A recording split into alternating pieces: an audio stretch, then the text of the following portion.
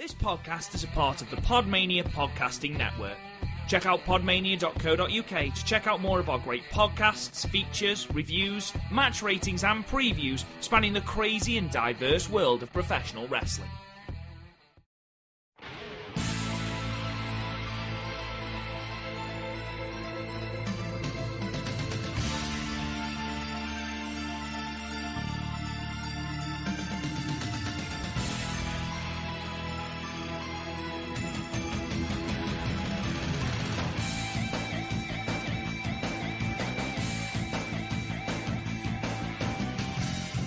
Hello guys, and welcome to the Young Lion Cast, your fortnightly audio source of all things New Japan right here on the PodMania podcasting network. It seems an age since we have been here talking about New Japan, and Chris O'Brien, good God, it feels good to be back, my friend.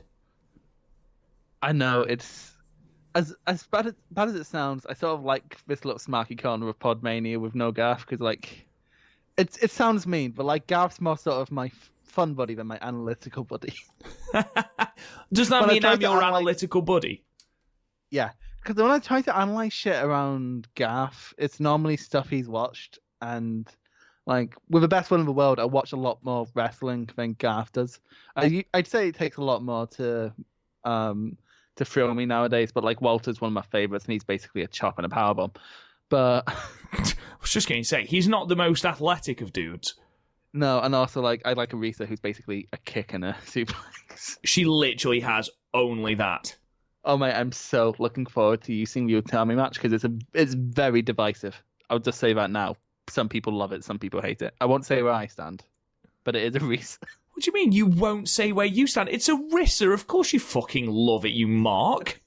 Yeah, of course I do. But to be fair, I'm still surprised your Stardom favourite is still Mayu, because most people go in thinking Mayu's going to be their favourite, and come out thinking having someone else. Yeah, coming out Tam Nakano or Hana Kimura. to be fair, I see Tam. Tam is really good. Hana Kimura's not had a great match yet. The best match I've seen her have so far is probably Julia. Yeah, I agree with that, but then again, it wasn't exactly an athletic fest, was it? It was more of a striking and brawling match. No, exactly, and I think people really overhype Hannah because they fancy her.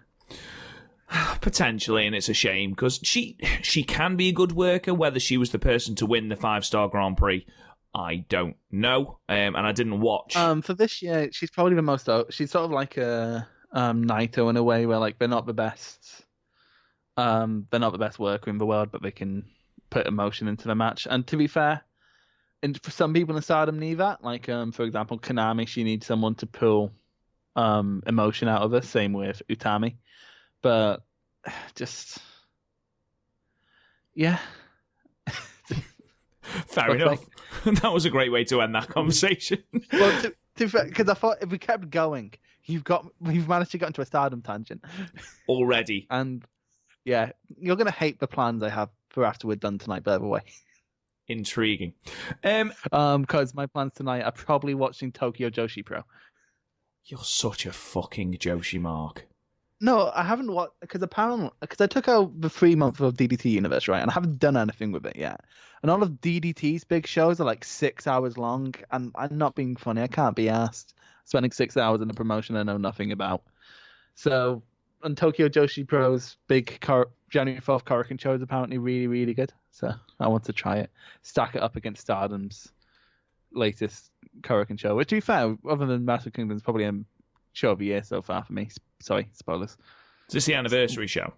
Yeah, Stardom Cast well, we're recording it on the 8th. I don't know when it's coming out, but Stardom Cast coming soon. Episode 2 of the Stardom Cast right here on the PodMania podcasting network. Anyway, it's felt like ages since we last talked about New Japan, as I alluded to earlier, and that, of course, is off the back of 3 days, fucking hell, 3 days of outstanding wrestling, emotion, storytelling, and payoff, which was absolutely amazing. I feel like we've needed this month to recover from that, and I feel like the New Japan fandom is sort of feeling the same. We've had, obviously, Fantastica Mania, which I've heard dribs and drabs about, but I haven't watched. I never do. I know that's the odd good match. It's been on the background. Like the singles, the main events are worth watching, but like for the most part, they are skippable shows. But like, if I'm up at 9 o'clock doing uni work anyway, I might as well throw them on in the background. Yeah, exactly. I've heard from many people that the LIJ matches are worth checking out, but again, it's not really my style. You know, if it is, absolutely go for it. No judgment here. The only Lucha thing I've ever followed is Lucha Underground, and that's mostly because on one episode, Paul London killed a midget with a hammer to appease a lizard, and like if you can't tell me that as a synopsis and not get me interested. Oh god. Anyway, Brian Cage got like a Terminator glove where if he punched someone with it, they died. Conan was absolutely fucking bollocks. I'm sorry, it was dog shit. It's complete. No, that's the thing. It's complete bollocks when you binge it, but like weekly, it's not good. It's fun. No, it's not. It didn't produce any match of the year contenders. It's just fun. Like it's like watching a bad B movie, as in like a B movie, not the B movie. Two very different things. Two very, very. One is like Evil Dead, and a thing by George A. Romero, and the other one is the B movie. Are you proud that I managed to name a very famous director? Yes, but that is immediately negated by the fact that you know so much about the B movie. I don't know so much about the B movie. I just know it exists, and I watched it once with my nieces, and it's awful.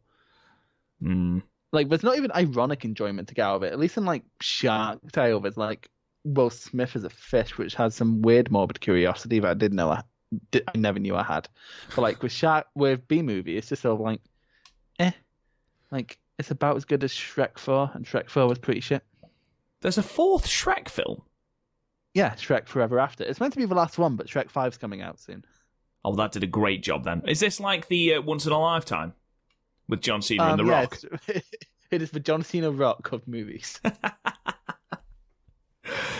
So, ladies and gentlemen, the reason we are here, of course, is to preview the upcoming New Beginning tour. Now, what we'll do is, I've got some news to go through to start off with, and then, of course, we have got the Sapporo shows on the 1st and 2nd of February, and then we've got the Osaka show on the 9th of February. So I'll read out the cards. We'll go through any of the big matches, give our predictions very quickly for the undercard, and then obviously we can talk about some of the more important story beats. Before we get into that, Chris, something big that obviously we didn't get to talk about before, because obviously the last podcast we did was our review of Wrestle Kingdom and the New Year Dash shows, is that Manabu Nakanishi announced his retirement, scheduling it for February the 22nd at Korakuen Hall. He said that as a result of a neck injury, the one that he sustained in 2011, I haven't been able to wrestle to the level I wanted. And rather than drag things out, I wanted to draw a line in the sand. This instantly, for me, makes more sense with him being on the Wrestle Kingdom show, sort of a congratulations on, one last Wrestle Kingdom show. Me and you, Chris, have said on numerous occasions that Nakanishi is pretty immobile in the ring. He's essentially a tree, yes. And I think, this retirement has come at the right time. He's obviously, he's a decorated champion. He's an IWGP heavyweight champion.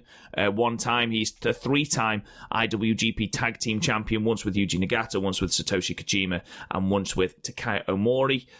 He was a member of the Ever Never Openweight 6-man tag team champions with Tanahashi and Taguchi, which still boggles my mind. And he won the G1 Climax in 1999, which I believe was the G1 Climax 19. Yeah, because it started in. Yeah, no, I'm trying to work it back, to be honest. This year was 29. Well, this year's 30, isn't it? So it would make sense to be G1 19. Or is it G1 9? Say that again? It's not G1 9, is it? It's G1 19. Yeah, I am. Am I right? No, it can't be G1 19 at all.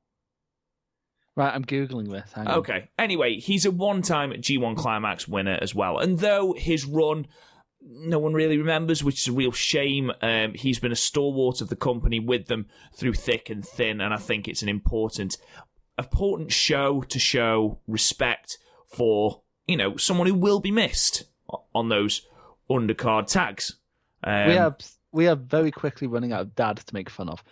They are dropping like flies, not dying, obviously, thank Christ, but yeah, what this means for World Tag League, which unfortunately seems to be Nakanishi's only real foray into hard New Japan as opposed to undercards, will this mean that Nagata and Kojima tag up? I'd love to see that. It is G19.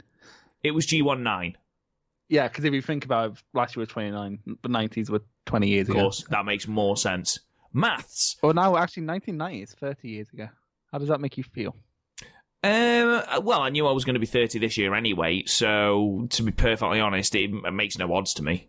People seem to have this thing about turning 30. I really do not give a shit. I blame Friends. Friends made it a big deal.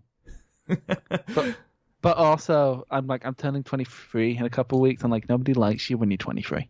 I'm turning 23 next week. Fuck. Sorry, have you just referenced Blink-182? Yes. You legend. You absolute legend. So, I knew that'd be a way to your heart, because I'm going to go on a lot about Tai Chi in this podcast, so I thought I might as well get the good points in while I can. I didn't doubt that for a moment. So, Chris, opinion. Did you wow. Oh my God, I nearly called you Garth. Wow. You nearly called me Garth. Like, do I sound Geordie? Well, everyone seems to think that Garth is the Scottish one. So it gets very confusing because he's the only one with an accent. He is the only one with an accent, and it's awful. It's not an awful accent. As in the accent's awful. Like, I could do a Geordie accent, and it would be awful, but that's fine, because that's just how we talk. So what is your opinion then, Chris? Have you got any thoughts on Nakanishi's retirement? Do you think it's come too soon, too early? What are your thoughts? I think it's come a bit too late, to be honest. Like, I completely understand why he kept going. Like, I think New Japan's definitely a sort of tough it out type promotion, which can arguably be a bad thing, but at the end of the day, there's a massively reduced rate of catastrophic injury as compared to the WWE. Yeah, it was always going to happen, wasn't it? And like, he's a company man, so like, of course, we're going to give him a send off, and it's a respectable enough send off. Like, he's not a Liger, so he's not going to get that massive send off. But like, musical level seems about fine. Just sad we have. Like, what dads do we have left to run out of to make fun of? Because both Nagata and Kojima could still go. So we've pretty much got Tenzan. We got Tenzan, yeah, but the problem is Tenzan used to be good, so it's very, very, very hard to make fun of it. Because like both Izuka and Nakanishi, like, you keep going back, and like, I can't find anything worth watching from Nakanishi, quite frankly. Like, I watched his G1 win, I watched his title win, and so like, they're fine. They're fine enough matches, but like, obviously around the dark age of New Japan, what I'm really... But like, the first thing that comes to mind when I think of Nakanishi, which can't be very good, is I was once playing the story mode in Fire Pro, and it was him and Oka on one side, and I'm pretty sure they just used the same sprite. It's just the same person duplicated. Like, it was me and fucking, I think, Tiger Mask versus those two, and I sort of like, I cannot tell the difference. I really cannot tell the fucking difference. Right? Who's pinning me right now? No, literally, I think the goal was pin Nakanishi, and I was like, oh, I think this is Nakanishi. What the thing that really stuck out to me was he's had this injury, this spinal injury, since 2011. It's ridiculous. He got it June the 4th. Longer than my niece has been alive. Exactly, June the 4th. He got it. And that's baffling that he has wrestled this long at this reduced mobility, this reduced sort of being able to work, so to speak. And I think, yeah, absolutely is his time to finish. Especially... Yeah, there's a certain point where you just have to go, mate, stop. Yeah, and again, you brought it up very well that, you know, it is a tough-out company. He's a company man. He wanted to do his bit. And obviously, you know, there is a space in those undercard tags. The only problem is that they're just going to fill that up with people like Hanare, who needs the push. No, exactly. Like, I think him going is good because now his space and undercard can be put, like, in theory with someone younger who needs the experience. Whereas, like, he's, like, with the best one in the world, he's not going to get better, is he? Is this Nakanishi you're still talking about? Yes. Yeah, no. I think if his World Tag League proved anything, and don't forget this is a tournament where you aren't in the ring for the entire time, you know, grueling as it is, I'm not understating how grueling it is. He was noticeably slower than every other competitor in the ring, and don't forget, you know, Tenzan was in the ring and he walks on the outside of his foot. So I think it is time. I think it's a good point to stop. I hope he gets a lot of fanfare at this show. I hope he gets the respect he deserves. I'll watch it certainly just for nostalgia's sake. But yeah, Nakanishi retiring February the 22nd. It'll be on World, I have no doubt, and it's at Korakuen, so it should be a decent show. It's a race. What will come up in World first, the USA shows or Nakanishi's retirement? Well, I'm really glad that you brought up the USA shows because... Segue!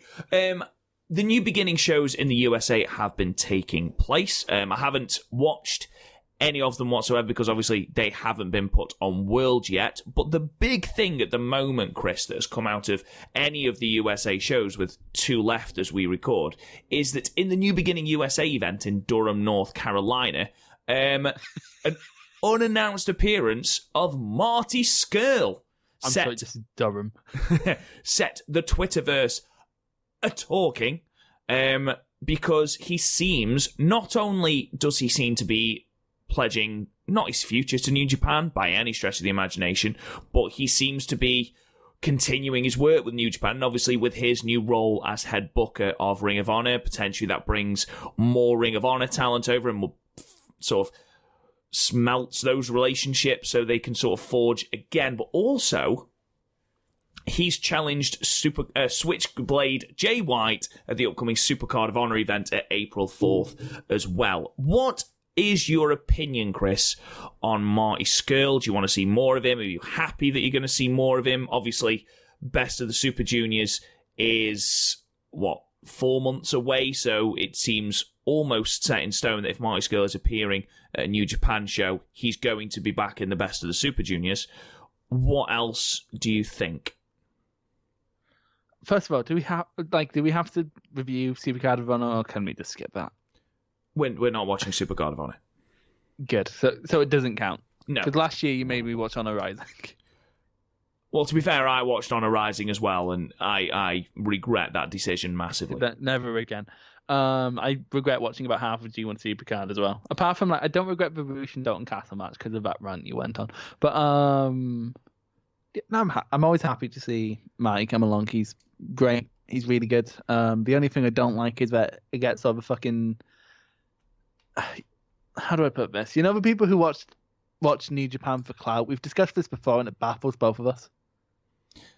You know the people who still watch 5 hours of WWE week, hate all of it, and then watch New Japan at the end of the month to pretend they're into wrestling outside of WWE? Yes, I do know what you mean now, yes.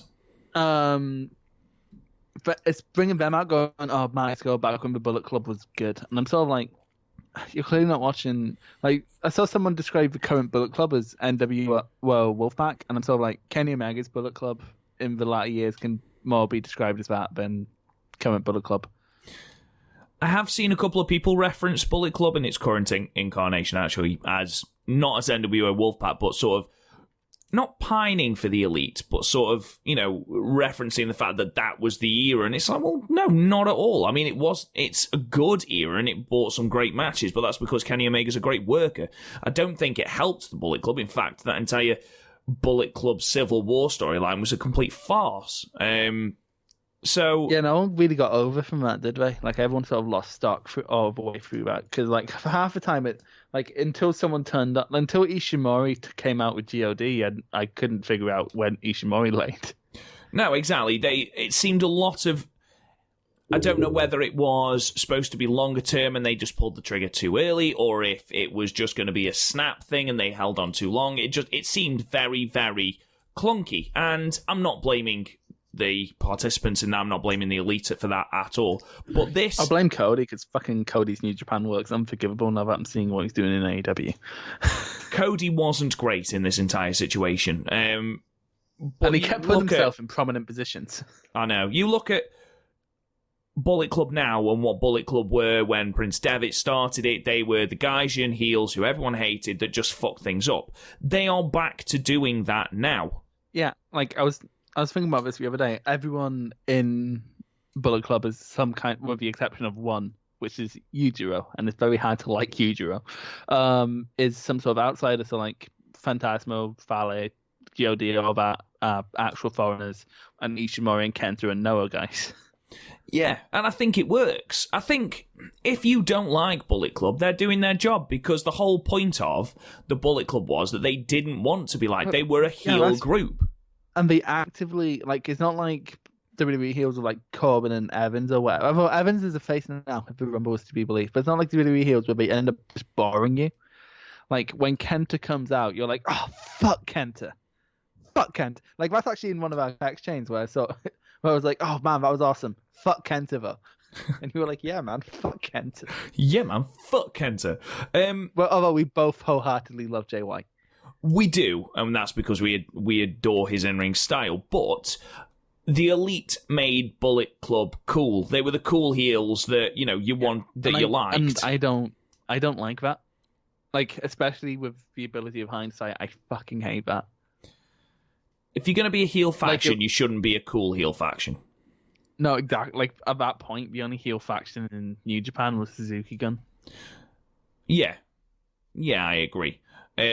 Whether that's Marty Scurll... Well, obviously, it's not Marty Scurll's fault, but Marty Scurll, generally, I thought he had... Obviously, he wasn't part of the Bullet Club in his last foray into New Japan, which is, of course, Best of Super Juniors 26, which, he had a good tournament. Villain Enterprises? I don't watch Ring of Honor. I know he's turned up in NWA, but I don't watch that either. Is he still doing Villain Enterprises? One would assume so, yes, because I believe Flip Gordon is now a part of that as well. I don't know where... Yeah, I know that because from the Villain Inc. Vlog series he did, which was actually quite fun. We ended up in Bolton, which was weird. But, yeah, to be fair, the best member of that's PCO. I want to see anyone prove me wrong. I don't know if PCO is still part of this, because obviously he's the Ring of Honor champion at the moment. I don't know where Brody King is. I believe he's injured, is he, at the moment? Yeah, he got injured on the UK tour. So where Villain Enterprises stands at the moment, I don't know. Would you be interested in a Marty Scurll program for the junior title? Sure. Yeah, they had a good match in Super Juniors a couple of years ago. Him and Hiromu, but like everyone had a good match with Hiromu. I'm trying to think if there's anyone I'd be actively annoyed who was taking the spot in front of. Well, if you think about last year... who's Hiromu facing on the New Beginning tour again? Really? Is he facing anyone? Really? Because after that, honestly, all right, cool. If the Bullet Club LIJ feud is going to continue, I think he'll naturally go into fighting someone from Bullet Club. So Ishimori then. Or Phantasma. I think I know I'm dying for an Ishimori rematch as much as you are, but I think we'll have Phantasmo because people will hate it more. I don't know. I don't know. I don't like the idea of the styles between Phantasmo and Hiromu. I mean, don't get me wrong, I'm with you 100%. I think any sort of Hiromu match is a good Hiromu match because Hiromu can drag anyone to a good match. But is it a case of is Phantasmo going to be able to hang with the pace of Hiromu? I'm not 100% sure. He hangs with Ospreay. Ospreay goes as fast as Hiromu. We'll see. Quick point. Who do you think is a better in-ring worker, Ospreay or Takahashi? Oofed. Okay. So it completely depends what you're into. I know that's like the most like chicken shit answer you can give. I personally prefer Ospreay. Okay, interesting. Why? I know. I prefer his moveset. I think he does a better job at subverting spots, people's signature spots than Hiromu does. Like I don't know if you agree with me, but I've personally saw Ospreay's fingerprints all over the Wrestle Kingdom match. I like how he's slowly been going away from all these crazy bumps. Like you look at his best match of last year with Shingo, and it's all like there's no landmark Ospreay bollocks. Like, but there wasn't a ton of stupid bumps. There was like enough to be satisfying, and that was it. Same with his matches with Okada. Like his matches with Ibushi are a bit different in that regard. But yeah, he's starting to move away from that. Like I'll put it this way: Ospreay to me can convincingly wrestle anyone. Hiromu at this moment cannot. Like I can't see. Like if Hiromu was in the ring with like an Okada, I could not see that. I can see that being a good match. I cannot see Hiromu standing a chance. Where like Ospreay, despite never having beaten Okada, I can see having a chance. No, I'm with you. Part of that is, I understand part of that's booking, but and I know Hiromu is like your favorite. I didn't like. I was trying to be political as not to shit on your favorite because I also love Hiromu. Just I prefer Ospreay. No, like, I'm with you 100%. Title reign. Oh, okay, good. His junior title reign definitely should have come to an end at Wrestle Kingdom though, because he's wrestled fucking everyone. So exactly, it'll be interesting to see if Ospreay will be in the best of Super Juniors this year, or whether they go right. You are now a heavyweight, just like Shingo. You talked about Marty Scurll you're not wanting Marty Scurll to take the place of anyone. Shingo isn't going to be in the best of Super Juniors this year. It's debatable whether Ospreay will be. I'd like to see him in it again just because he's Ospreay and he has great matches, but that's beside the point. So Scurll, if you think Scurll takes Shingo's position, I don't really see Scurll. And anyway, Scurll was in last year, so... Yeah, no, I don't think Scurll's going to... Like, I think saying... Because when you said that, I was thinking about a thread I saw earlier where someone says, I want to see Marty in the G1. And sort of like, when you look at the G1 field last year, there's no one you can really lose. Like maybe Fale, but someone from Bullet Club would have to take his place. Although, he's facing White, isn't he? That's an interesting match. I wouldn't hate that match. Obviously, it's Ring of Honor, so it's completely different. Here's the thing with Ring of Honor. Nothing from Ring of Honor I hate. It's just dull. At the moment, I don't actively I don't actually dislike anything I ever see on Ring of Honor. Even Matt Taven, which everyone seems to actively dislike, I think he's fine. Yeah. No, no, he's not. No, he's not, Chris. He's dull as fuck. He's fine. Well, that's what I meant by fine. Like, I describe a lot of people who are dull as fine. Like, he's a fair worker who can have a really good match when put in with the right person. Jay Lethal was not that person. I know, but the problem is, there's no way New Japan's having Marty go over White. I'd be surprised. I'd be very surprised. Because if we're using Wrestle Kingdom as a tier list, White is their number 3 guy. He's one of the 4 pillars, isn't he? If we're going on that. Yeah, he's one of the 4 pillars, and if we're also going on that, he won 1 match and Kota Ibushi won none, so he's 3rd. Yeah, if you're using that as your barometer, absolutely. But anyway, that's enough talk about Marty Scurll. I just wanted to get a feel for what you think of him. How do you think he's still got a place in New Japan? I personally think he has. I think there's nothing to lose from having him. New Japan always bring in random foreigners, and like I'd rather have a Scurll than a Jericho. Like I'd rather have somewhat Scurll who will like commit to an actual tour, rather than Jericho just coming in and fucking off. So yeah, I think I agree with that. So, Chris, let's dive into these new beginning cards then. So the first show is on Saturday, February the 1st, 2020, and this is in, Hokkaido. So, running down the card. We have got the first match, a tag match between Yuya Uemura and Tiger Mask taking on the Bullet Club team of El Phantasmo and Taiji Shimori. The second match is a 6-man tag match between Toa Hanare, Tomoaki Honma, and Togi Makabe and the team of Yota Tsuji, Manabu Nakanishi, and Hiroyoshi Tenzan. Another tag match, this time an 8-man tag match third up, between Taguchi, Sho, and Yo, and Will Ospreay taking on the Suzuki-gun team of Doki. Yes, he's back. Yoshinobu Kanemaru, El Desperado, and Zack Sabre Jr. Fourth match is a special tag match between Robbie Eagles and Ryu Lee and Bushi and Hiromu Takahashi. Your fifth match is a tag match, special tag between the LIJ team of Sanada and your double champion Tetsuya Naito and the Bullet Club team of Jay White and Kenta, which was also your main event of New Year Dash. The sixth match is another special tag match between Jon Moxley and Kazuchika Okada, taking on Minoru Suzuki and Taichi. Semi-main, seventh match, special singles match between Tomohiro Ishii and Evil. And then your main event is the eighth match, a never openweight championship match between the challenger Shingo Takagi and your 28th champion Hiroki Goto. So, Chris, what we'll do, we'll go through up until the Sanada Tetsuya Naito match, and we'll give our very quick predictions. I don't think there's much storytelling taking place in this. So your first match was Uemura Tiger Mask taking on Bullet Club's El Phantasmo and Taiji Ishimori. Of course, Bullet Club's going to win this. But very quick question: what happens when Tiger Mask retires? Are we just going to get another one? I would have thought so. I think it's. I hope. Well, from what I'm led to believe, they are absolutely not doing that with Liger. So I think them already having done it. Second Liger was when Jericho played Silver Liger. Was that what it's called? Like Battle? No, that's not Battle Liger. Wasn't it just White Liger? Evil. I don't care. Yeah, the shit Liger. Too close to White Lightning to not make me laugh. So I don't know. Like, there's a bunch of young lions because Tiger Mask doesn't exactly have a complicated moveset. No, as long as you can do a butterfly suplex off the top rope, you're fine. Yeah, do that, and also do a decent soba, and you're grand. So, like, honestly, I'd just give it to a young lion, to be honest. Which particular young lion you've got your eye on? Well, all of them. Umino?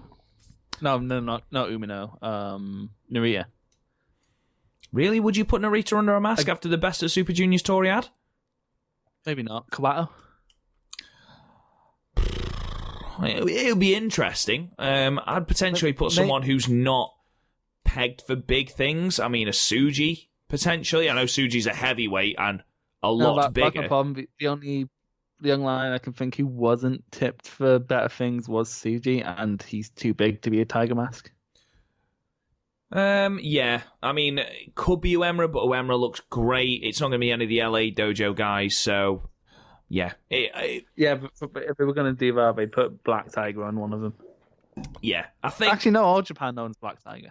How the fuck has that happened? I don't know. I didn't know that was a thing. Oh, yeah, no, Black Tiger at 7, I think is. No, because it's 7 or 8. Because one of the last Black Tiger before the current one, believe it or not, was Ishii. In all Japan? I don't know. I just know that Black Tiger is in all Japan. Black Tiger was in New Japan. He was at Wrestle Kingdom 11. It was ACH. That was Tiger the Dark, not Black Tiger. Oh, okay, fair enough then. Tiger wrestling. Right, I'll answer this question as we go through the card. Okay, I mean, I'm getting Bullet Club as well. We'll move on then while Chris is trying to find out more about Black Tiger. Second match, of course, was that 6-man tag team match between Hanare, Honma, and Makabe. Oh, okay. He was Black Tiger 7 was in New Japan, and now he's a freelancer, most notably working in all Japan. There you go. But as Black Tiger, so does he own the gimmick, or did they just not care enough to sue for Black fucking Tiger? I just don't think they give a shit, to be perfectly honest. 6-man tag then, like I said, Hanare, Honma, and Makabe taking on Suji, Nakanishi, and Tenzan. Who have you got? Honma, Makabe, and because I like how only 2 people, maybe 3 people in this match can move. It's not going to be a barnstormer, is it? Yeah, Makabe, Hanare, and Suji are all completely mobile. Makabe is somewhat mobile, and then the rest of them are basically tree trunks. Makabe will come in, take his 2 traditional bumps, and then that's it. Yeah, and then this is a shame because I fucking love Honma in his prime. Honma's great. He was. I'm going to go with the team of... He still wears the massive mask, which I love. Yeah, he does. I'm going to go with the team of Hanare. The other team's got a young lion on it. It's telegraphing it fairly obviously, and obviously I'm going to keep on this story of Hanare. You said about Wrestle Kingdom, and then You said about Wrestle Kingdom, and then I got that point and won night 1. So You did, but I won night 2 and I'm still 4 points ahead of you, so... Oops. It's rigged. You're fake news. Sad. 8-man tag, team of Taguchi, Shoyo, and Ospreay taking on the team of Doki, Kanemaru, Desperado, and Zack. Who have you got and why? Here's the thing, Doki is very obviously brought back to be a fall guy because this is setting up both the Super Junior tag titles and the Rev Pro title. So, like, none of them are taking the pin unless we're doing a shock thing. So it's either Taguchi or Doki taking the plan. And Taguchi almost won Super Juniors last year, whereas Doki got 2 points. So I'm going to say Doki. Yeah, so you gave It's for the gonna Chaos lose. team, yeah. Yes. For the exact same reason, Same reason. almost word for word, I'm going for Chaos. There's absolutely not a chance. After they've just given Taguchi the rub over Liger and after his tournament last year and the match he had against Ishimori as well, don't forget, they aren't having him take the fall to Doki. So I feel Doki's taking the pin there. Chaos win. I like how many different ways we have of saying Doki. Doki. Because to be honest, it's either like, for me, it's either like Doki as in like Doki Doki Literature Club. Or, do you know what Doki Doki, no, we don't have the time. Or Dookie, the classic Green Day album. The only good Green Day album, I would argue. You'd be wrong, but... You're a pop punk kid, though. I just feel like Insomniac is an absolute banger, and anyone who doesn't think it is ridiculous. I'm not gonna lie, I forgot about Insomniac. I do agree with you there. We'll move on then to the first special tag team match. This one promises to be absolutely outstanding, obviously setting up the Ryu Lee Hiromu match for later on. Robbie Eagles and Ryu Lee taking on LIJ, Bushi, and Hiromu. I'm going with a Ryu Lee victory, probably over Bushi. I did think briefly that Hiromu might get the victory with Robbie Eagles having rolled him up at the Road to Tokyo Dome shows. But if you want to hype this match even further, not that it needs much, I mean, Ryu Lee broke Takahashi's fucking neck. But if you want to hype this even more, you give Ryu Lee that all that much. I'm very surprised about that. Well, it's because they had that, really inconvenient Liger retirement in the middle of it, which, Oh my God. Which was lovely. How dare you, Liger? I know, which was, it was great, and it was great to see the future of the junior division against the old junior division, but I don't know, I feel like that sort of ruined the storyline between these two, which is why I didn't want to see this as soon as this. I wanted to leave this for maybe a Dominion or, this is a big match. But yeah, I think Ryu Lee's going to get the victory here over Bushi. What about you? I completely agree, because here you have 3 of the best juniors in New Japan and Bushi. Poor Bushi. To be fair, he was really good when he was feuding with Kushida, but that was sort of Kushida's division, and that was a very different junior division now. But not, it is now. I agree. I do miss Kushida, though. Fucking... They're in the process. Every time I tune into NXT, they're still in the process of doing fuck all with him. And it's like, baby boy, please come home. Look at what we can do with you. We promise. We'll use you. We'll make you an open weight. We'll use you too much and Chris will hate you again. But still. Fifth match, special tag team match. LIJ, Sonata, and Tetsuya Naito take on Bullet Club, Jay White, and Kenta. Who have you got and why? I think it's going to be Bullet Club getting their win back. Because they lost Dash. Tag lead. Dash, not tag. But which is weird, because it doesn't feel like Bullet Club lost at Dash, but they did. They did a very good job of subverting it. Yeah. And to be honest, I can see Kenta pinning Sonata. Or I've honestly what I can... Bold prediction. Jay White pins Naito, sets up a rematch for when of the next time they'd be. What was the next? I'm trying to think when's the next. It would be Sakura Genesis next time they'd be defending, eh? No, because Sakura Genesis they defend against the winner of the New Japan Cup. So unless Jay White wins the New Japan Cup, which I'm not saying I'm against, I'd be in for that. I know, but do you really want another Jay White Naito match? Considering it was a protected match in New Japan for so long, we then seem to have had it so many times. Yeah, we've just had a trilogy, yeah. I know we'll talk about. I don't want to get into a New Japan Cup tangent because we could literally be here all day. But I guess I just want Jay White to get opportunities. To be honest, I think Jay White might just face whoever gets the IC title next. Yeah, I could see that. I think that's a nice thing to tide Jay White over until he's hot again for the heavyweight division. I'm going Bullet Club as well. I think they need to absolutely fucking pile on that heat on Kenta, and I can just see some despicable shenanigans really, really, really make Naito and Sonata look like chumps. It heats them up, absolutely. Even though you've got to be careful with how much Naito loses, having just won the championship, having been in that tournament under, let's call it, dubious circumstances. Because apparently Tai Chi is your gateway to get into that tournament, but there we are. Tai Chi is very hard to beat. You know who else Tai Chi has beat? Will Ospreay. Have you beaten Will Ospreay? No, you haven't, Rob. Shut your stupid fucking mouth. Now, next match is Tai Chi. So we move on to the sixth match, another special tag match. Jon Moxley and Kazuchika Okada versus Minoru Suzuki and Tai Chi. Chris, who have you got and why is it Tai Chi? Tai Chi's going to fuck up Okada, right? And then he's going to go outside. And you know who's going to fuck up Moxley? Miyu Abe, because Moxley's that much of a bitch. Tai Chi rules supreme, yes. Are you going Suzuki-gun then? Yes. Right. For any particular reason or just because of your unparalleled love for Tai Chi? Well, also, I feel like Suzuki needs a win going into facing Moxley more than Okada needs a win, or Moxley needs a win going into facing Suzuki or Tai Chi. Also, I do enjoy, we'll go into more of this later on, but I do enjoy that Suzuki and Moxley's feud is basically they want to hate fuck each other.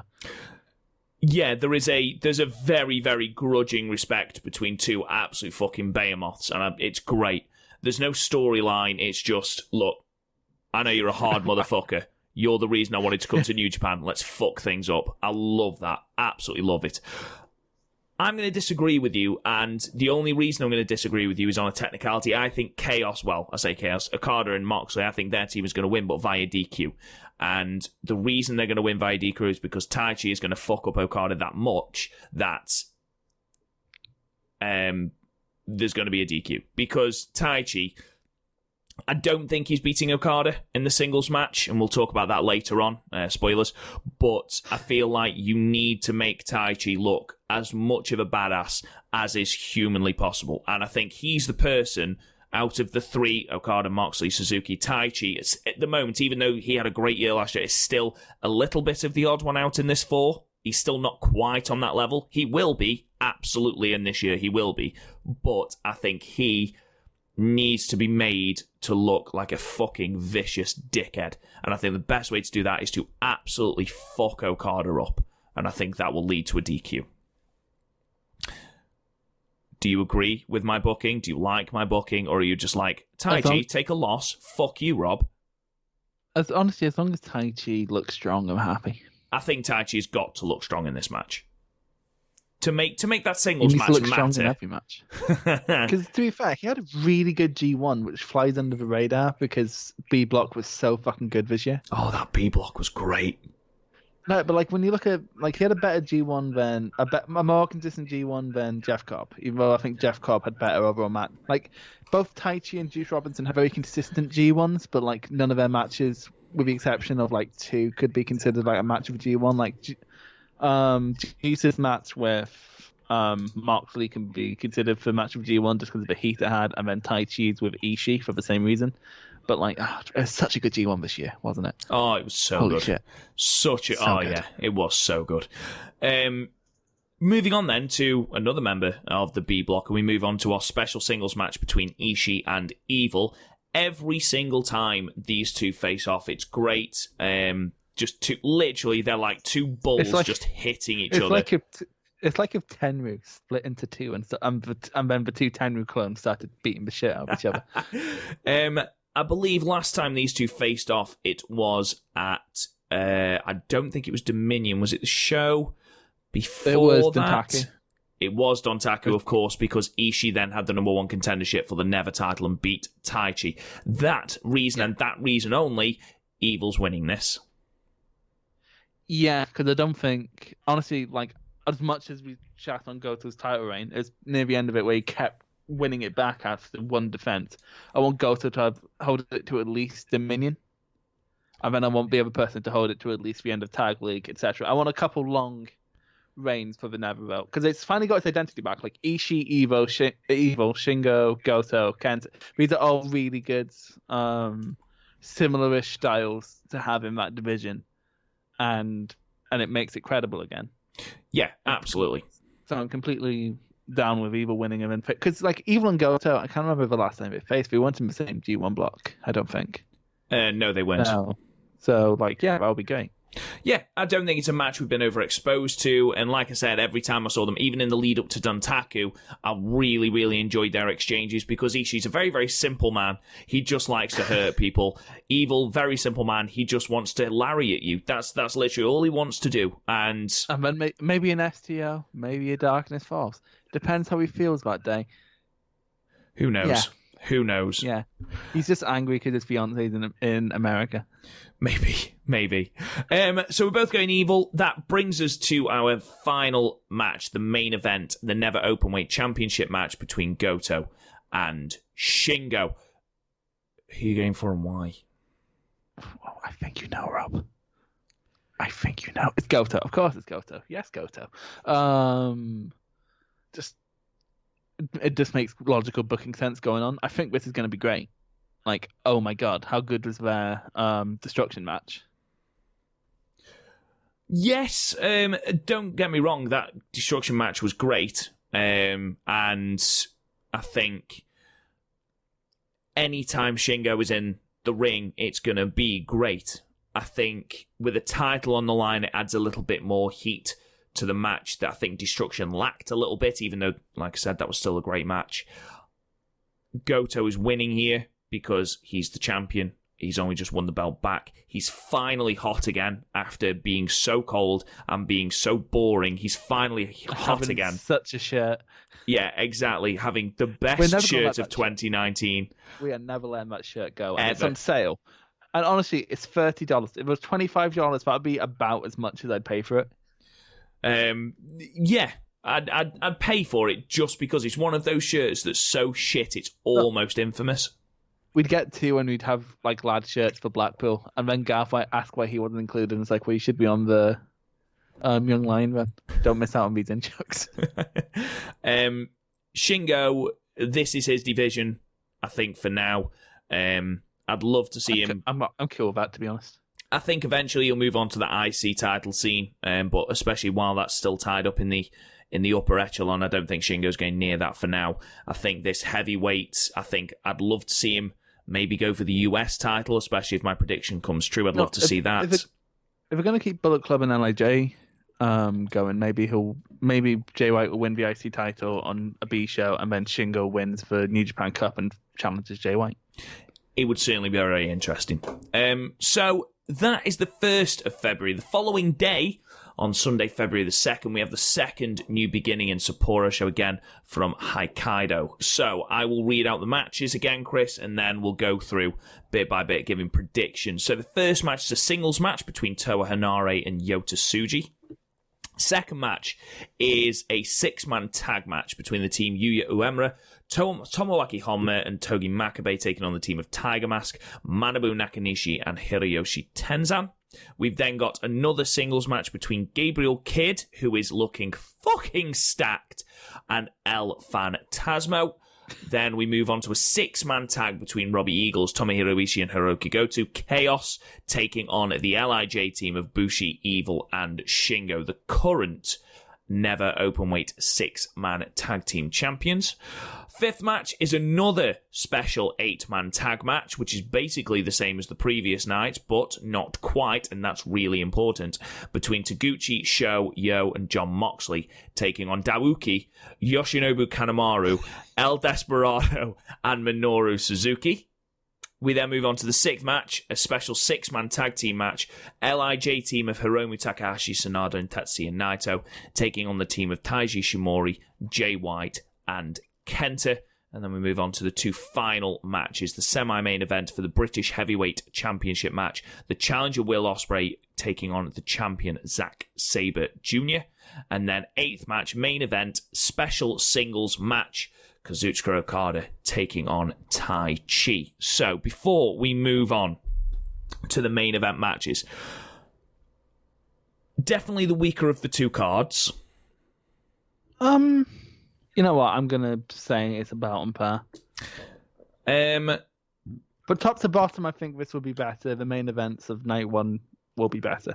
Yeah, I don't know. I'm thinking your tag match between Ryu Lee, Robbie Eagles, Bushi, and Hiromu was on the undercard there, wasn't it? You had Sonada and Tetsuya Naito taking on Switchblade and Kenta. I think you've got that as well on the undercard, whereas here you've got a lot of Young Lion matches, a lot of multi-man tags. In fact, aside from the final two matches, it's all multi-man tags, not even just tag matches. I'm not saying they won't be great. They will be great, but that's beside the point. So let's go on to this card anyway. So we move on. First match: Toa Henare, Yota Tsuji. Toa's going to win. Let's not waste time. Yeah. Toa is going to win. Toa Henare absolutely going to win. Second match: the team of Uemura, Honma, and Makabe taking on Tiger Mask, Nakanishi, and Tenzan. Who are you going for, Chris? There's a young lion on one side, but on the other hand, Nakanishi's on the other side. Yeah, and Tenzan. This is going to be bad. No, to be fair, I think Tiger Mask is more likely to drop just through the fact that he's a junior. I'm going to go with Tiger Mask, Nakanishi, and Tenzan. I think we'll give Nakanishi a few pops with the torture rack before they retire him. So he can be a young lion, and the young lion won't get hurt. Yeah, I agree wholeheartedly. Nakanishi needs a couple of victories before he retires, so this will make perfect sense with the young lion being on the GBH team. We move on to the singles match, which is third match up. Gabriel Kidd having a single match with El Phantasmo. I am so proud of Gabriel. I cannot believe this is the same person. You go on to New Japan 1972 and you look at his little thumbnail. He is shredded. He has a whole page dedicated to him. I cannot believe that is the same person that was on the What Culture Pro Wrestling shows. Yeah. To be fair, one of the first wrestling show I ever went to that wasn't like a shit USA versus UK indie show was What Culture. And holy shit, Gabriel Kidd is younger than me. The people like that do exist, Chris. No, but I keep forgetting because literally all my friends are older than me. All right, Chris. But anyway, right. Put your dick away. Just put your dick away. But yeah, he was like a pudgy kid with a losing streak, and I was like, holy shit, that's a fuck boy I'd fuck. I mean, yeah, it's incredible. I mean, he is not winning here. Good God, no, he's not winning here. He is absolutely not winning here. But I'm so happy for him because he was in the opening match against BT Gunn and he got his ass handed to him because it was BT Gunn. No, if his work is the same as what I remember, and if he continues on his ascent to become what looks like an absolute fucking Adonis, I see big things in the future of Gabriel Kidd. We'll go on to the. That is someone like any current indie card would scream for. So, absolutely, you know what I mean? Absolutely. Six-man tag then. Fourth match up, we have the team of Robbie Eagles, Tomohiro Ishii, and Hiroki Goto taking on the team of Bushi, Evil, and Shingo. I'm going to go for LIJ here, simply because Goto will have beaten Shingo on night one. It'll be nice for Shingo to get some heat back, maybe pinning a Robbie Eagles. Bushi's there as a fall guy, but I think LIJ needs a little bit of wind back here, even though I've had Evil beating Ishii. Chris, what do you think? Here's the thing, 5 of the best in New Japan and then Bushi. That joke is never going to get old. No. In the best of the Super Juniors. So you've got one of the best workers in New Japan in Yo and Bushi. You've got one of the best junior commentators in Rocky Romero and Bushi. You have the best of the Super Juniors and Bushi. I'm just checking if he's on the Osaka card, because I don't think he is. Oh, bless him. No, he is not on the Osaka card. Who have you got? So that's the last and Bushi joke of it's for New and Knuckles. It is, yes. Sonic 3 and Bushi. See, I was initially going to go because Bushi's a very obvious fall guy. But yeah, I do agree. Shingo will probably need a win. And also, if everything goes right, Evo will be number one contender, so he'll need to look strong too. So yeah, I'm going to go with LAJ. Good call. Fifth match then, special 8-man tag match. We've got the team of Taguchi, Sho, Yo, and John Moxley taking on Dawawuki, Yoshinobu Kanemaru, El Desperado, and Minoru Suzuki. Motherfucker, stop that. Oh, sorry. Chris, who have you got and why do you have them? Okay. Once again, Doki is such an obvious fall guy, and also John Moxley's on the other side, so I'm going to go for John Moxley. John Moxley to pin Dawawuki. Yeah, fuck off. I agree. I think, unfortunately, he has been brought back simply to take pinfalls and to keep, Kanemaru and Desperado have got to look strong because they're going for the tag titles on the next show. Suzuki's got to look strong because he's going for the US title on the next show. Taguchi's going for nothing, but it's Taguchi. So D.O. Yuki, I think, is taking the pinfall from a big, booming Death Rider. Sorry, Do Yuki. Sorry, Do He's going to get a different name every single time. We move on then. Sixth match, a special 6-man tag match. We've got Hiromu Takahashi, Sanada, and Tetsuya Naito taking on Ishimori, Jay White, and Kenta. Chris, who have you got and why?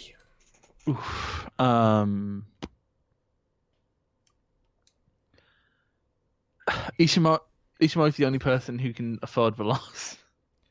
I'm so sorry, but in terms of Kenta's gone for the world title, Jay White's facing Sanada, and Takahashi has Lee to worry about, so it's Ishimori. Unless Lee interferes, which I doubt they'll do, so Ishimori is going to lose. It's difficult to call this one, I must admit, for the exact same reason you've said, because all other members of this match, similar to the Bushi match earlier on in the card, everyone has got something to go for aside from Taiji Ishimori. But then again, I cannot see Taiji Ishimori taking the pinfall here. So my only other sort of thing is Sanada going to take the pinfall and then go over Jay White? I don't see that. I think Sanada, out of all the LIJ side, Sanada's certainly the coldest. So do you potentially have him take the pinfall? What they do with Sanada this year is one of the most interesting things, in my opinion, because you've still got a man, don't forget, who went 4 times against Kazuchika Okada last year and came out empty-handed. What are you going to do with him this year? Is he going to end up with that first ever singles title? That's what I'm really excited to see. Do you start warming him up now, or do you keep him cold for a while and then heat him up in the New Japan Cup again? Or do you, go even further than that and have him do really well, get to a block final in the G1, which I can certainly see happening. Going back to this match, though, it's literally a toss-up, because even if LIJ win, Bullet Club get their heat back by Jay White and Kenta being cunts. So I am going to go an LIJ victory, and I'm going to have Hiromu pin Ishimori. Of course, you have Hiromu win. Is LIJ your favourite faction? No, Suzuki-gun's my favourite faction. Really, that surprises me. Because Naito, Sanada, and Takahashi are and Evo are all favourites for you. Individually, LIJ are my favourite wrestlers. But you prefer Suzuki as a faction because they sort of are a faction behind a common leader. I see. Exactly. So, move on then to the 2 main events of the evening. We've got first the British Heavyweight Championship match between Will Ospreay and Zack Sabre Jr. Ooh, Doctor, this is going to be superb, especially if their G1 is anything to go by. Yeah, this will be great, but also I refuse to care about the British Heavyweight Championship. Yeah, but it's just an excuse to have these singles matches, to be honest. Let's be honest with ourselves. And it's essentially it's basically an open weight belt at this point. Yes. Which, sure, fine, but like I refuse to care about it. Fuck Repro. But fuck Josh Bodum. Zach's winning this.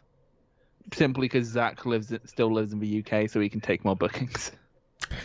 I don't think that will be an issue. I don't think Ospreay would have any problem with that, to be perfectly honest. But yeah, I find this title now so synonymous with Zach that it would be very strange to have anyone else win it. Apart from, this happens 2 days after Brexit, and that's what Zack Sabre Jr. blamed his bad G1 on. So, maybe. Yeah, maybe. No, I'm going Zach, I'm afraid. This will be great, though. This is going to be absolutely great. Because, like, they both have such contrasting styles that you're going to see shit, but neither man ever does. And as well, we've already talked about Will going up to heavyweight, and I think this could be the start of that ascension to that division, proving, as if, you know, the G1 hadn't already proved it, that he can hang in that weight class, that can hang in that division. And I think, yeah, this will be absolutely outstanding. I think Zach will win, but I think Ospreay will give a fantastic account for himself. And it's a completely different match to the Hiromu match. Yeah, absolutely. And it shows off the different sides of us. Imagine if ZSJ suddenly started acting like Hiromu. Started taking weird back bumps in the middle of the ring. Yeah, like bringing a little teddy bear down. It's just a little teddy Jeremy Corbyn. It's got a tie and a little corduroy jacket. Yeah, and he looks perpetually sad. Bless. So we're both going Zach. I think we've pretty much had the same sort of predictions for these shows. It's always the same for B shows, but also this doesn't count. This doesn't count towards PodMania predictions, does it? No. Okay, good. Then Taichi's winning the next fucking match, right? And let me tell you for why. So this is the Taichi match, 8th match, special singles match. Okada versus Taichi. Go, Chris. Okada doesn't need a win. Taichi does. Okada is not the most brutal member of a brutal faction. Taichi is. Okada doesn't have stripper pants. Taichi does. Okada doesn't have... I mean, I disagree on that last point. Did you not hear the pop for Okada's trousers? I can't believe people thought that was real. Because I follow the meme page who made it, and it's hilarious. Did you see the... so, like, the only good thing on WWE TV at any given... Well, WWE main roster at any point is the WWE on Fox Twitter page. Oh, yeah. Whoever's running that is not being paid enough. They're incredible. But absolutely... So, we took that same video. It's from, like, a football match or something. And put Edge returning onto it. Oh, amazing. Yeah, perfect. Like, seriously. Like, just... Taichi's the perfect wrestler, and especially when he starts doing his Kawada impression, you can't deny how good Taichi's 2019 was. I can't deny how good Taichi's 2019 was, and I'd argue I enjoyed it more than Okada's 2019 because they just faltered with Okada. Look, I think that Taichi's winning this now. I know. Calm yourself. You know in The Simpsons where like the hat raises to the roof, it's like, sorry, we'll fix the air vents on Monday.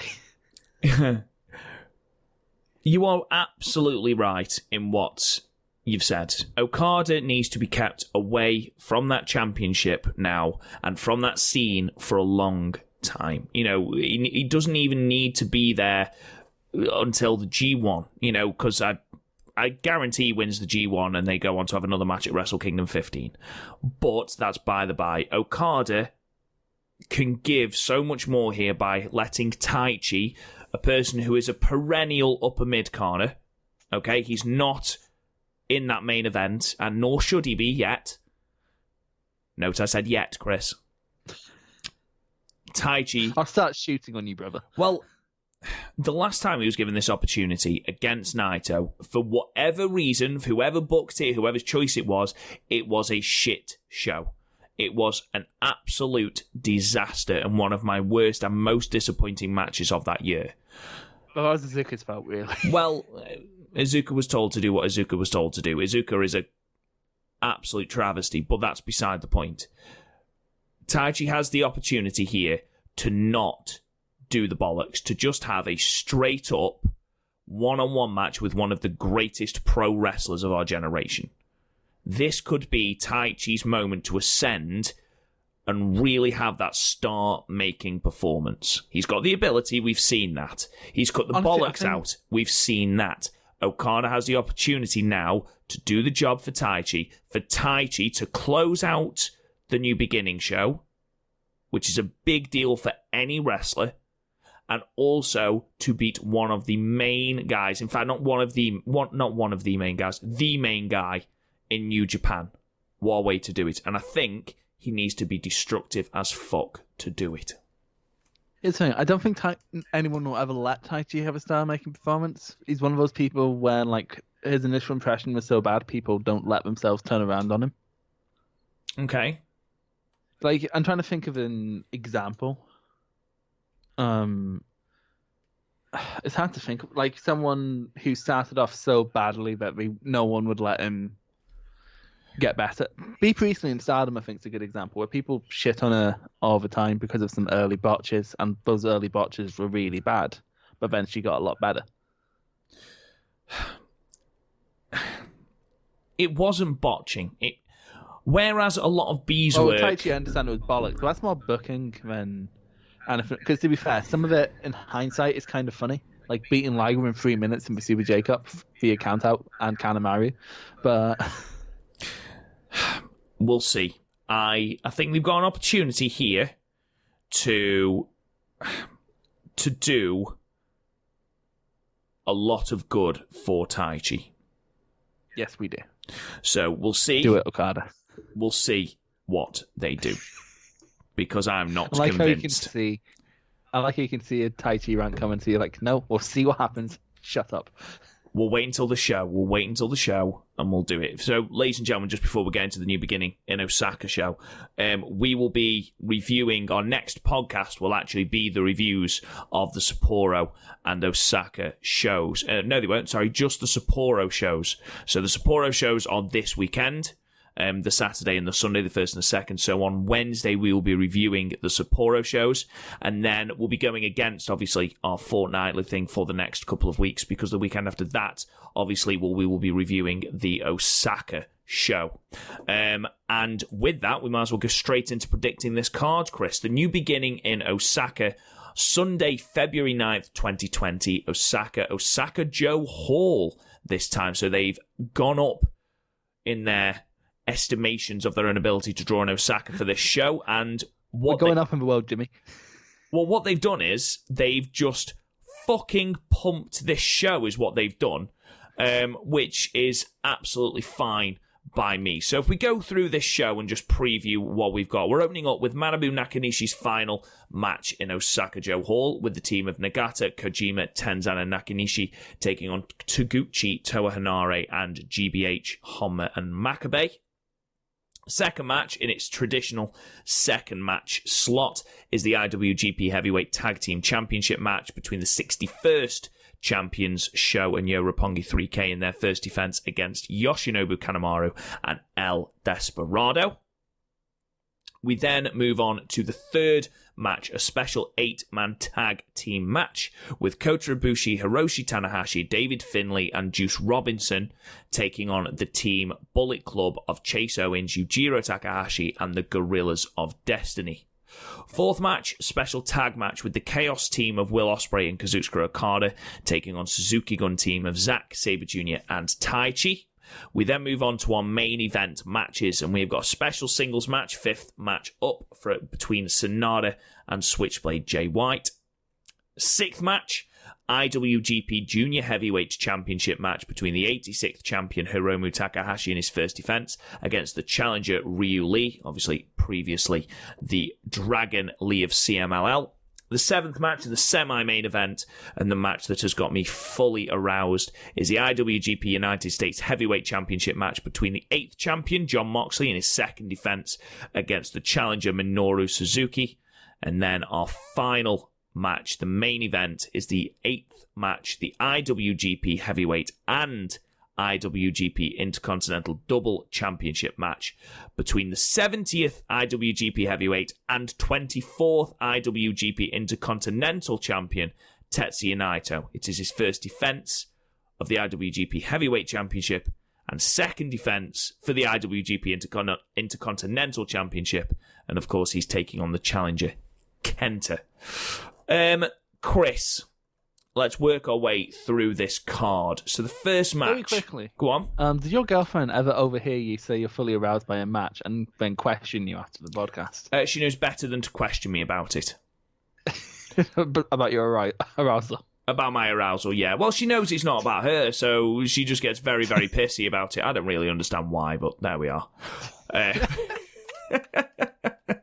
I mean, like, I was asking a question that wasn't designed to fuck you, and then you turned it around into something that could fuck you.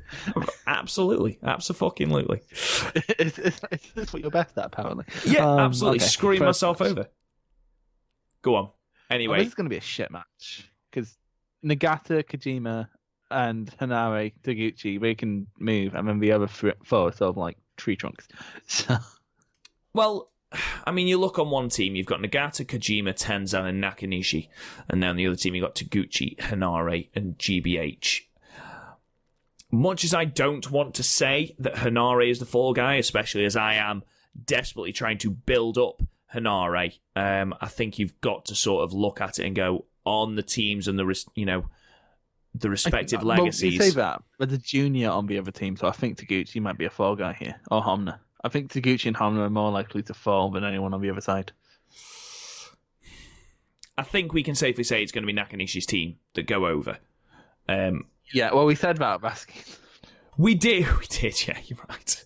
God. Yeah, we did. I don't know. I'm still going the Team Nakanishi. I think Nakanishi gets a victory. Be a nice little send-off for him. I think Hanare fucked Nakanishi. Really? Not literally. Oh, okay. Well, yeah. I'm not interested then. Oh, is it not some Edge Lita bullshit? But no, thank you. Yeah, what the fuck's the point then? So we've both gone, obviously, Team Nakanishi. Let's go then. I just said Hanare is going to beat Nakanishi. Did you? I'm sorry, I thought you were joking. Have you actually gone for that? Well, it doesn't count towards predictions. I'm more happy making bold claims. Okay. That seems brave, but yeah, fair enough. I mean, you say brave, but we're not. This isn't a competition, so I'm happy to make like bold predictions. I know, but now you've made a complete spanner of yourself. Maybe I will make your predictions. I always make a complete spanner. Like I'm fucking on the. Before I started carrying it, before you turn for predictions into an actual points-based thing, I guess Manhattan Mauler would come in at Bound for Glory. So. Yes, you did. You big spanner. Anyway, let's move on from that. The IWGP Junior Heavyweight Tag Team Championship match then. Sho and Yo, the Roppongi 3K champions, taking on Kanemaru and Desperado. Who have you got, and why do you have them? Very quickly, every time someone says Sho and Yo, I just think, and Rocky, and then the rest of the theme starts playing. Roppongi 3K. It literally sounds like something out of the 90s Ninja Turtles movies. Yeah, I suppose it does. I'm pretty sure we showed Garth that he'd have like a flash of nostalgia. Oh, I'd and love then it. realize he doesn't enjoy Japanese wrestling. I'm gonna go with Sho and Yo, and mostly because I want them to have a long title reign. Because every time they do, it gets scarpered by. It literally gets scarpered by either Suzuki-gun or LIJ every time, and I just want these lads to have a nice little title reign. You know what I mean? Also, I think Kanemaru and Desperado's fairly long reign is still fairly recent in memory. Yeah, we have seen this match quite recently as well, as recently as Power Struggle. So we don't need to see it again. I follow this New Japan guy who does video essays called Forrest Soa. He used to be a big podcaster, I think, as well, and like MMA analyst, but then he also really likes Japanese wrestling. It's weird. He named that match one of his top 20 matches of New Japan matches of the year. Being fair, he didn't count G1 because he thinks that's a different format, which he's counting down. But also, it still took me by surprise. Yeah, I'm not sure I would have labelled it that, but that's... Well, yeah, that's slightly surprising. Never mind, anyway. I'm going to go Roppongi 3K. I think the junior tag team division is in desperate need of some bodies. Because at the moment we've got Roppongi 3K, we've got the challengers, Suzuki-gun, we've got Ishimori and Phantasmo. Chaos. I'm trying to. Does Suzuki? No, there was one, but it doesn't even have a junior team. I can't remember which one it is. Suzuki-gun. Suzuki-gun doesn't have a junior team, does it? They could fling a team together. I'm sure you could end up with like a Tiger Mask and a Ryu Lee or something.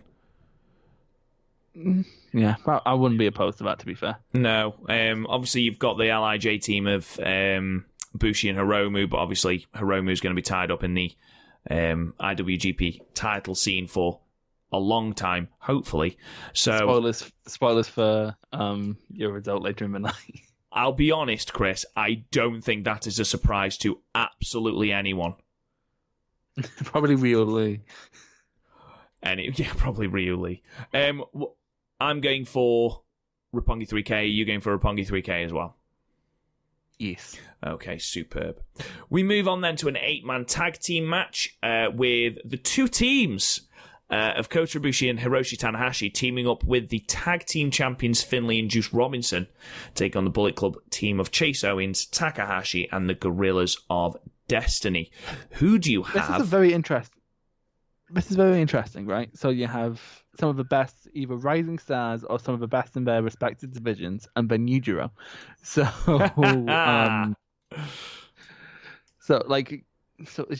I'm missing Bushi on this card just for the sake of that joke. But yeah, Yujiro's going to take the pin off someone because obviously they're going to want both the tag team champions and probably their next challengers to look strong.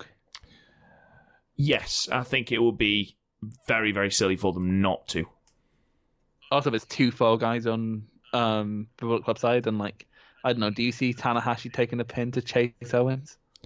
I don't see anyone taking a pin to Chase Owens or Yujiro. I don't see anyone taking a pinfall full stop on the face team, and I think it's got to be the faces that win, to be perfectly honest. Yes, clearly. Okay. I'm glad we're in agreement so far, Chris. It makes me feel happy. This could be a banger of a match. 4th match up special. He's gonna fuck everyone, including Sabre. Everyone's going to die. Chi fucking rules. Special tag team match. Will Ospreay, Kazuchika Okada, Zack Sabre Jr. and Taichi. Who have you got, Chris, and why? Taichi will fuck everyone. And why do you think that, Chris? Because Taichi is the best in the world. Right. I am going to go the team of Chaos. I mean, Ospreay, we've got Ospreay and Okada losing in Sapporo. There's no chance they're doing the job twice. So I think Ospreay and Okada, I think Okada will probably end up pinning Zack. Poor Zack. But also, it would be defending Taichi, so quite frankly, I'm fine with it. It's still my main Twitter header, and I don't think Rob will let me change it to the PodMania Twitter header. No, absolutely not. 5th match, special singles match. We have Sanada taking on Jay White. Tell me who you think is going to win this. Jay White, he's further up the totem pole, and he's not far enough up the totem pole for Sanada to get a lot from beating him. Okay, agreed. I have a question then. Who do you think, or where do you think, should I say, Sanada goes from this loss? Well, it's New Japan Cup's the next heavyweight thing after this, really. Well, then again, I guess we have an anniversary show, but that's normally just exhibition matches. So, yeah, to see him have it, losing here and then probably having a really good New Japan Cup. Because honestly, if they're facing the winner of Sakura Genesis, then you can afford to have a Sanada in the main event against whoever has the IC or World Championship. But again, I think both of us are going for Naito to win that. Although fucking imagine the heat if Kenta. We'll go on to that. But yeah, I'm not sure. I'm not sure where Sanada naturally fits right now. Because honestly, even if LIJ were going into a tag division, I think Evil and Shingo are a much more compelling team at this point after their match at Dash. Yeah, no, it's hard to disagree with you. I don't see Sanada going all the way in the New Japan Cup, having got to the final last time. They seem to like the New Japan Cup, aside from this year where they made it Okada. They seem to like it to build newer stars. or to give someone the chance to shine. To give that to Sonata again, I think it'd be silly. I could see an Evil winning it. That'll be interesting. But it does wipe out a lot of the LIJ guys if Naito is still the heavyweight champion, which he will be. That's the issue where like a lot of the most exciting challenges are from LIJ, but they can't challenge because it's the same problem Chaos has had for years. Yeah, it does certainly narrow it down somewhat. I think Jay White wins here. Yeah, I also think Jay White wins, mostly because I love him. Okay. People still shit on him, and it's ridiculous. It is ridiculous, I agree. It's ridiculous for many, many reasons. Because you need to watch Jay White matches. Like, I understand if you just watch New Japan in the background, but you need to watch Jay White matches with a keen eye. You do. And it's always been like that. He does tiny, tiny little things, but those tiny little things make him amazing. Like, he does nothing blow away. Like, if he's doing anything blow away, someone else is taking the nasty bump to do it for him. But still. Like, he took Adam Page for an 8 out of 10, which nowadays seems almost impossible. True story. Unless you talk to Garth, in which case Adam Page is Mr. Perfect, apparently. Apparently so. Yeah, apparently so. I don't see Jay White losing this. I think it's a nice sort of area for him here. Not necessarily challenging for a title, but still being kept a top guy. And like you said, Chris, if he is being seen or being perceived, should I say, as one of New Japan's top 4 guys, even top 3, having him lose to Sonata here, who has no real direction at the moment, which is weird to say coming out of Wrestle Kingdom that he's the only member of LIJ, including Bushi, that doesn't seem to have a direction after the year he had. I think Jay White has to win this. Yeah. Also, this is going to sound weird, but remember around this time last year how much we were praising Jay White's beard? Yes. I kind of miss clean-shaving Jay White.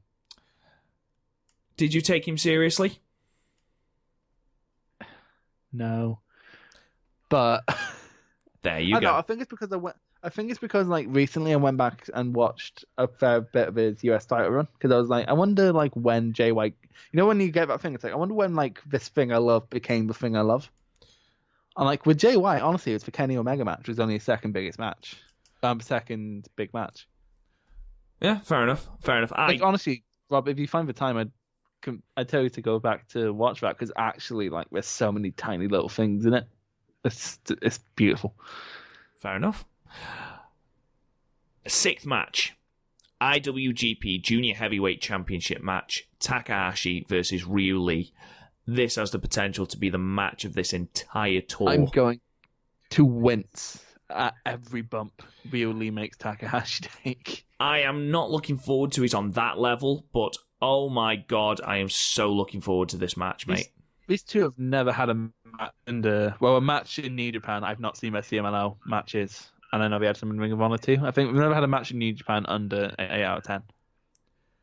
No, I don't think so. And apparently their CMLL stuff is really good, although I imagine that's more lucha based. But then again, Lee loves the New Japan style. He does. Like, isn't Lee's hero Shibata? Well, it's almost clear in half his movies, but like Lee's hero is like Shibata, isn't it? So. Yeah, it is, and I think you can see that in a lot of his striking, even if it's not, immediately obvious. Lee is what we want Bushi to be. It really is. It really is.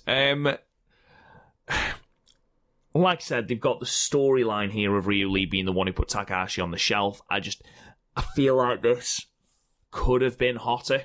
I feel like if they'd have left it slightly, had Ryu Lee win the best of the Super Juniors, that could have built this up even more. Especially if, Takahashi misses out on it and then at the end of the final you have that, stare down, and then in the beginning of Dominion you have that story about how Ryu Lee was the one who put Takahashi on the shelf. I feel like all of that has gone because we've done the WWE of sort of jumping the gun and doing it too early. We've rushed into, yeah, we have definitely rushed into it. Like, not today is not going to be an amazing match. 100%, like as Rob said, it could absolutely be a match of the tour. But also, this could be hard. Like this could main event Duntaku with some work. Oh, it could absolutely main event Dontaku. Well, when you think last year Dragon Lee main evented against Ishimori, which is like objectively a less interesting match, as good as that match was. It was a great match, but you are absolutely spot 9 on. out of 10. Yeah, you're absolutely spot on. It doesn't have the natural heat and natural body that this story has. And again, I'm very, very happy that we're seeing it. I'm very, very happy that it's happening, but I don't know. I don't know. Who do you put? Honestly, because even like within the current story, I literally do think a Bullet Club guy here, be it Ishimori or Phantasma, would make more sense given the current faction feuds. Yeah, because when you think about everyone out, for example, Chaos / Main Unit are feuding with LIJ. That's reflected in the matches below Okada and Taichi. Chaos, who are the other factions? Bullet Club is facing Chaos. Yeah, and Bullet Club are facing LIJ, which is reflected in every match but this. Yeah, because that's why Takahashi stands out in that tag match from the other Sapporo show, because he's the only one in there not involved in this faction feud, and it's so weird how he's a bit outside of it. And don't get me wrong, I don't mind breaking conventions for your booking, because that's how you stop your product from going stale. But also, why there's so many things you could have broke it for. So many. You could have had someone pin Takahashi. I guess you were building up to Wrestle Kingdom, but someone pin Takahashi on the way into Wrestle Kingdom. Or even have someone pin Ospreay on the way into Wrestle Kingdom and have that set up. Literally, I think, again, this is going to be amazing. This could have happened at Dominion, though. It's a shame. It'll be interesting to see where... I mean, we've both got Hiromu for this, right?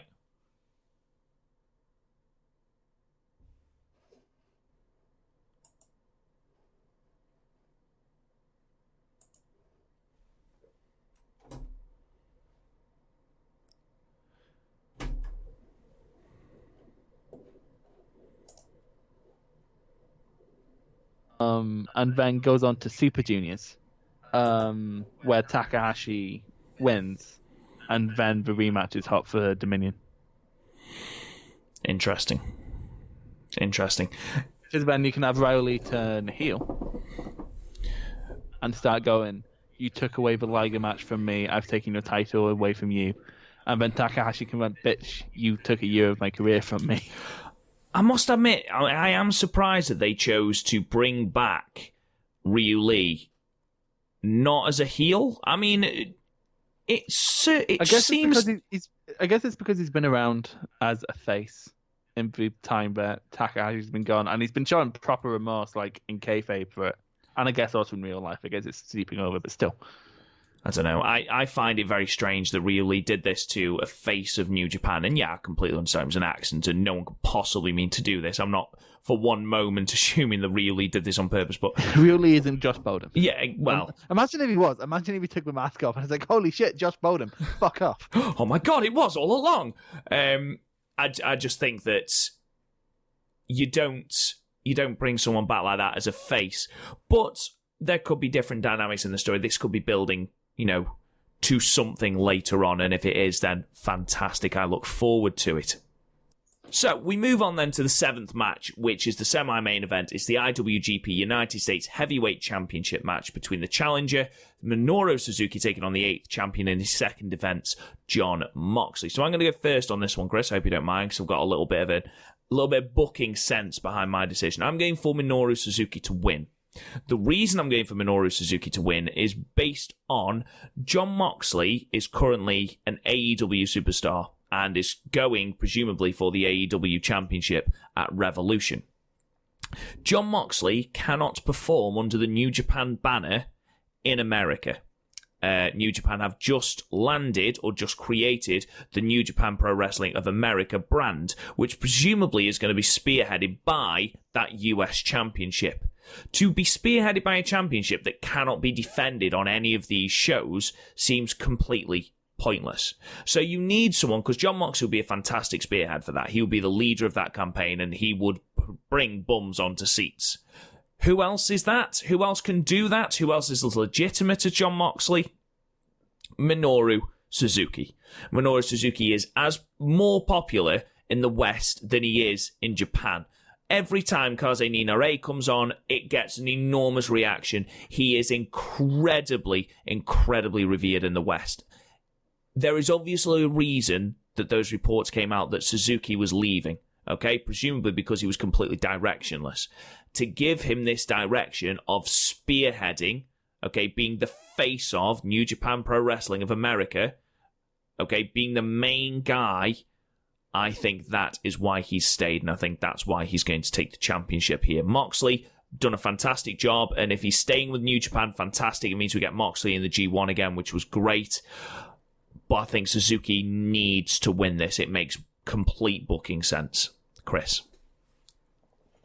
I kind of agree. So, like, unsurprisingly, on Fire Pro, I do a New Japan Universe mode, of course I do.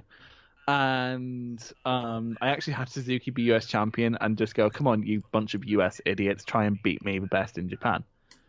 So this would be I do think that would be great. And I do agree with, like, if they're going to have this US brand, they're going to want the US title headlining it. And because they tried it last year at the New Beginning in USA shows, which never ended up on World until fucking 6 months later. But yeah, and John Moxley is kind of stuck with AEW. I say stuck with, he's very much choosing to be there. How many? It just occurred to me, like, he's in two companies and both announcers say his name funny. Like, one is to do with an axe. Like, in AEW, it's like, yeah! Like, has the Justin Roberts spin on it. Oh, right, okay. And then you have New Japan, and it's an accent thing where you go to John Moxley, and it's great. Anyway, that's incredibly insensitive. So, who are you going for, Chris? But I want more than a 2 defense title reign person in me is going for Moxley. But also, I agree, Suzuki needs a direction. And probably a good direction, and Moxley can't be in Japan, and definitely can't be in the US to defend this belt all the time. So, I just think it makes sense. If you're going to make a big deal of this brand, then it's got to have someone who's and if it was anyone else, I wouldn't be as sure because, you know, they've got to be the main event. But with it being Suzuki, and after hearing the reaction he gets all the US shows, that Royal Quest pop for Minoru Suzuki was probably the pop of the night. And that's a show that included Naito. So I've got a feeling that that's the direction they're going. You know, give Moxley his big Wrestle Kingdom moment and then have Suzuki take the belt off him here. Moving on then, main event. It's the IWGP Heavyweight and IWGP Intercontinental Double Championship match between the champions, Tetsuya Naito, and the challenger, Kenta. This presumably, Chris, will be the only time that Naito defends both in one match. He has come out and said he would much rather a challenger come forward and say which belt they're going for as opposed to both. So, fingers crossed, it means that in future we are going to get separate matches, which I think will be better.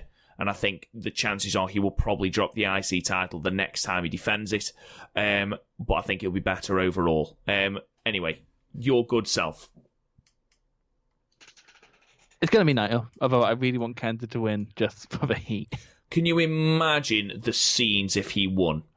Oh my it's God. It's Osaka as well, who are like notoriously hostile. Like, do you remember last year where we just completely filed out the stadium as soon as Jericho started trying to pull the shit? Oh my God, incredible. Yeah, well, that wasn't really Jericho being a good heel more than it was Jericho being shit. But yeah, it's going to be Naito. It's going to be more of an emotional match than it is anything else, but also Kenta's finally started to kick people as hard as he used to, which is amazing. Yeah, absolutely. Absolutely. Kenta's heel work has been absolutely phenomenal, and I think the fact that he's now this absolutely detested dickhead is brilliant. He's found his niche in New Japan, which I think he struggled to find in the G1, and I think it's absolutely perfect now. Yeah, I can't think of a better heel in New Japan right now. And that includes Switchblade Jay White, apart from maybe Bushi. Yeah. I'm with you 100%, Chris. Naito has to win this. Having just gone through the rigmarole of actually getting the championships, to then lose them against Kenta would be a big kick in the dick. I think this will be a good match. I'm always a little bit sort of filled with a bit of trepidation when it's Tetsuya Naito because he seems to phone in some matches. I still feel that his match against Okada was match of Wrestle Kingdom. I know that I'm in the minority with that because with many people saying that Okada versus Ibushi was the best match of the night, and that was amazing. People who care a lot more about match work rate than story. I still stand by the fact that story is unparalleled.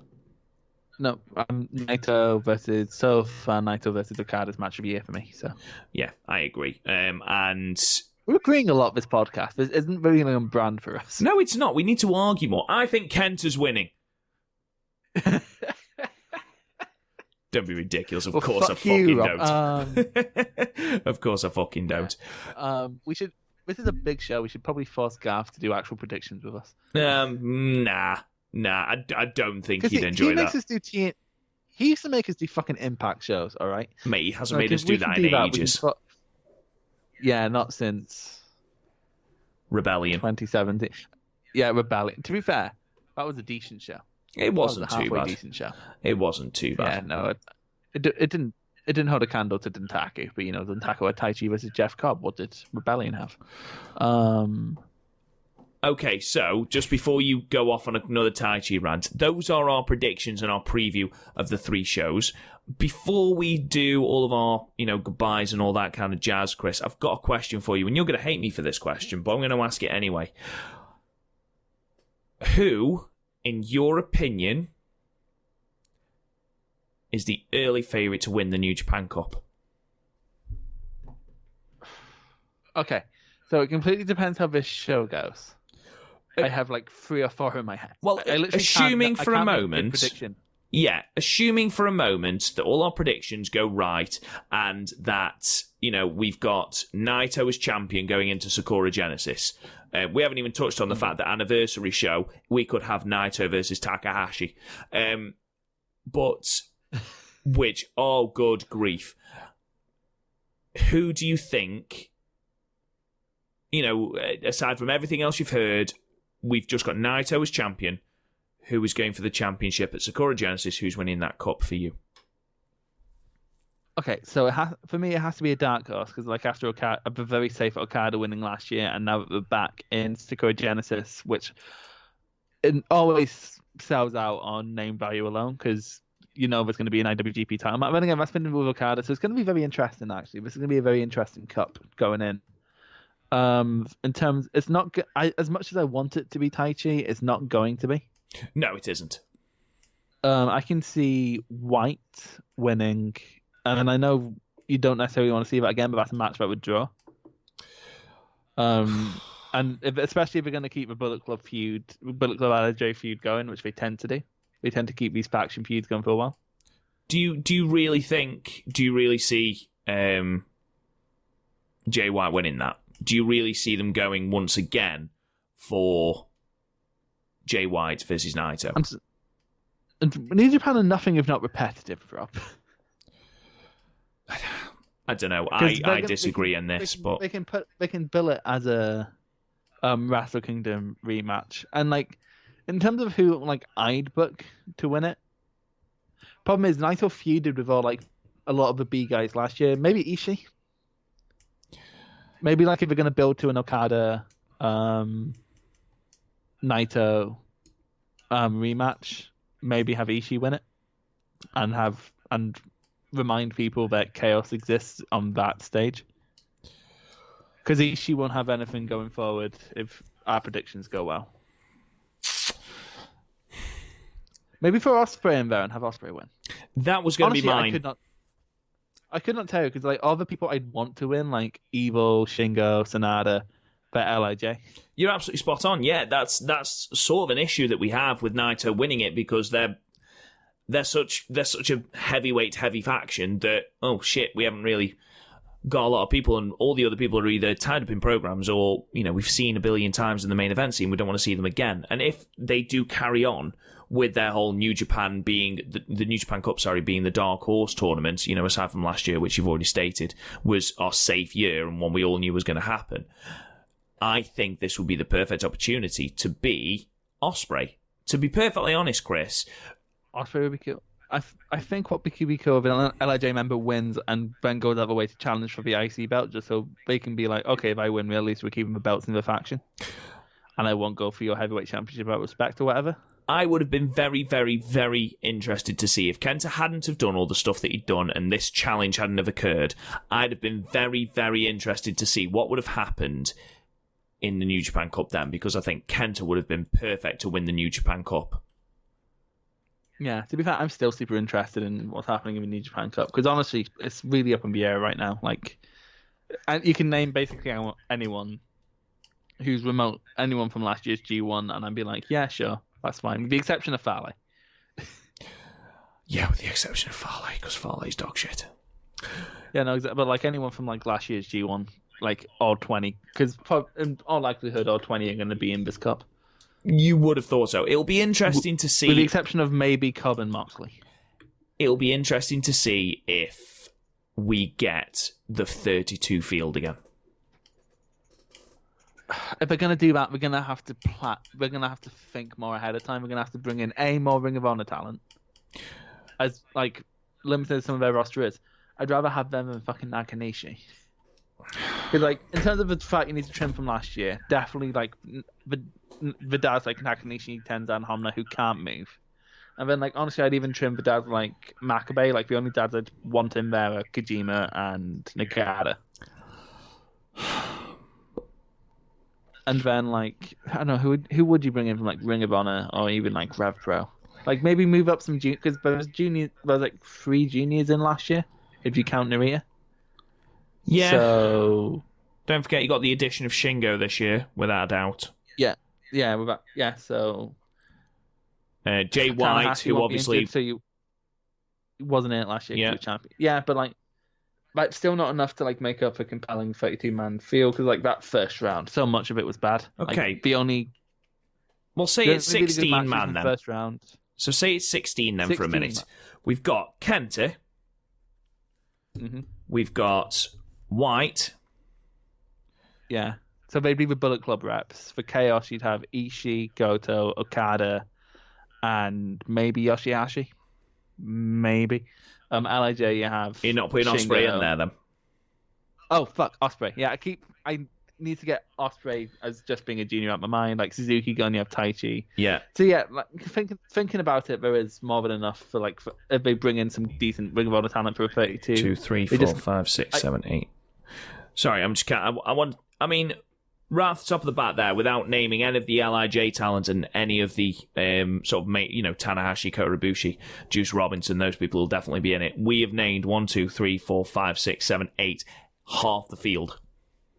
Yeah, exactly. So like, 32-man field. Honestly, as long as it's not as bad as because I remember Meltzer said like last year was the best Japan Cup he ever saw, and like maybe in like the closing rounds we had like Ishii versus Okada and all that, but like that opening round was such a fucking slog, and like Mikey Nichols having a run is disgusting. Yeah, and I guess now Lance Archer is much better than he was even this time last year, so like it's doable, but also bring in more outside talent if you're going to do it. I agree.